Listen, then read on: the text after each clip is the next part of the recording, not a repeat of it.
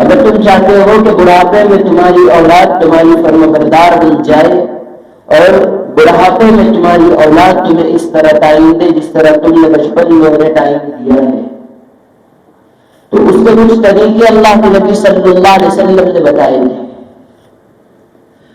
اور اللہ تبارک و تعالی نے قرآن کریم کے اندر ایک طریقہ بتایا تھا، اسی طریقے پر بات ختم ہوئی تھی۔ طریقہ یہ تھا کہ اگر تم چاہتے ہو کہ کامیاب ہو جائے، مال و دولت تمہارے پاس ہو، سرمایہ تمہارے پاس ہو، بینک بیلنس ہو، تو اللہ چاہتا ہے کہ دنیا میں وہ کر جو میں چاہتا ہوں، دنیا میں وہ کر جو میں چاہتا ہوں تو ہوگا وہی جو تو چاہے گا۔ دنیا میں وہ کرنا ہے جو اللہ چاہتا ہے تو پھر وہی ہوگا جو ہم چاہتے ہیں، لیکن اگر دنیا میں تو وہ کرے گا جو تو چاہے گا تو کروں گا وہی جو میں چاہوں گا۔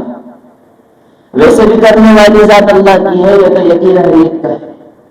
بارش برسانے والا اللہ ہے، پھر وہ بارش کے قطرات جب زمین پر پڑتے ہیں، زمین کو موم کر کے اس میں سے درخت کو اور جھاڑ کو اگانے والا اللہ ہے۔ پھر انسانوں کے لیے کاربن ڈائی آکسائڈ کا انتظام کرنا اللہ کرتا ہے، ہر چیز دنیا کی اللہ کرتا ہے۔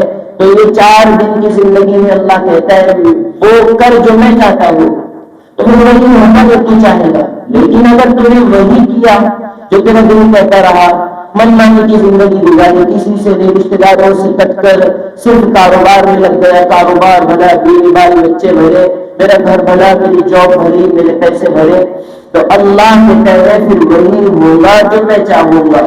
اور اللہ چاہتا ہے کہ اس کو میرے در کا بھکاری بنانا ہے، اور پھر یہ جب 2-5 سال 10 سال 20 سال 50 سال کے بعد قبر میں آئے گا تو اسے ٹھنڈی نیند سلاؤں گا اور پھر اٹھاؤں گا اور میدان محشر میں آسان حساب کتاب کر کے جنت میں داخل کر دوں گا۔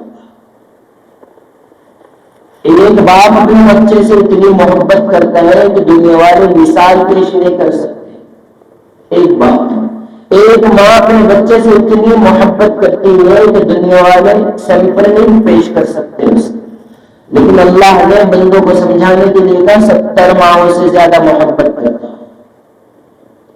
میں نے جو آیت ابھی وہ حدیث پڑھی ہے نا، اس میں 2 چیزوں کا تذکرہ ہے، 2 چیز کا اس میں اللہ نے تذکرہ کیا۔ ایک تو ہے میرا بدن، میں یہ ٹاپک اکثر چھیڑتا رہتا ہوں لیکن میں نے کبھی یہ ٹاپک پر ڈیپ میں کلام نہیں کیا۔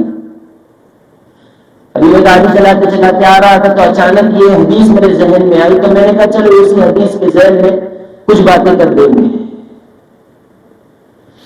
کیونکہ بدن تھکا ہوا ہے۔ ابھی گھر پہنچا ہوں، ناگپور سے نکاح پڑا کے صبح نکلا تھا، پھر ابھی آیا، مضمون پورا ڈسٹرب ایک دم کنفیوز تھا، بدن بھی تھکا ہوا ہے۔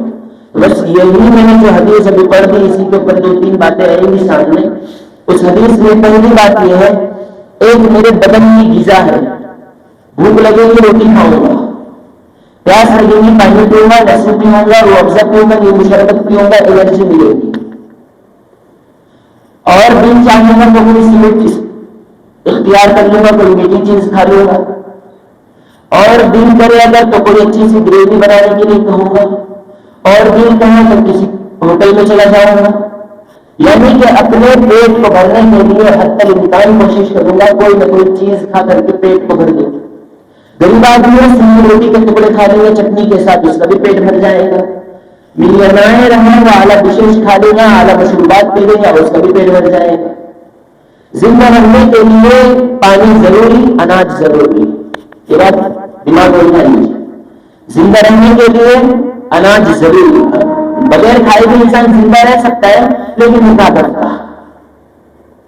شرط یہ ہے کہ اس کے پیٹ میں، اس کے بدن میں پانی جائے، اس کے پیٹ میں کھانا جائے، اناج جائے، اور وہ سبزی جو اللہ نے بنائی ہے اور وہ پروٹین کی چیزیں جو اللہ نے بنائی ہے، اگر یہ کھائے گا، اگر یہ پیے گا تو اس کا جسم طاقتور بنے گا۔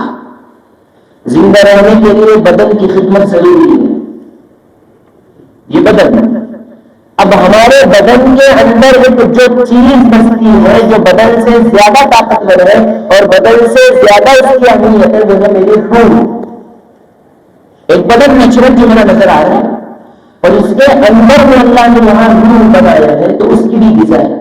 جیسے میرے دو یہ ہاتھ دکھ رہے ہیں، یہ میرا فیس، میری زبان سے نکلنے والا وائس ماڈولیشن، یہ میرا فیس کا ایکسپیرینس، یہ میرے پیر، یہ جو میری باڈی لینگویج ہے، اس کی غذا جو ہم کھاتے ہیں، میرے اندر میں جو اللہ نے دل بنایا ہے اس کی روح کی غذا ہے.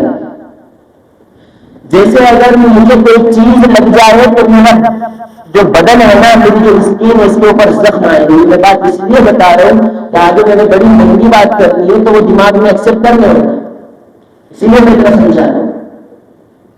اور جو عام لوگوں کے سوالات ہوتے ہیں کہ مفتی صاحب نماز پڑھ رہے ہیں نا تو دکان پہ آ رہے ہیں، پہلی رکعت میں بھی حساب کتاب چل رہا ہے، امام صاحب نماز پڑھاتے ہیں تو خیالات کی بھرمار ہوتی ہے. اور صرف دو مقامات ہوتے ہیں. اس میں نے رمضان میں بھی کہا تھا، غالباً 13ویں پارے کی تفسیر میں سورہ یوسف کے لاسٹ میں جب آیت آئی تھی، میں نے وہاں بھی کہا تھا 24 آورس 24 گھنٹوں میں بے وقت ایسے ہیں جہاں خیالات اچانک آتے ہیں. ایک نماز کی نیت باندھو، وہ خیالات نماز میں آئیں گے جو نماز سے پہلے نہیں آ رہے. گاڑی چلاتے وقت وہ خیالات نہیں آئیں گے. اور ایک رکھنے کے لیے آپ بیٹھے سیٹ کے اوپر فارغ ہونے کے لیے تو خیالات بھروا لو.